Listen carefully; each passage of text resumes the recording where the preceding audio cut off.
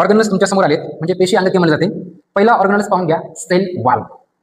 त्यालाच म्हटलं जाते पेशी भित्तिका म्हटलं जाते, सेल वॉलला. नंतर 2 नंबरचा प्लाझ्मा मेम्ब्रेन, त्यालाच म्हटलं जाते सेल मेम्ब्रेन, मराठीमधून प्रद्रव्य पटल किंवा पेशी पटल. जे तुमच्या समोर जी इमेज आहे, जे चित्र आहे ते व्यवस्थित पाहून घ्या, हे वेगवेगळ्या प्रकारचे ऑर्गनल्स आहेत.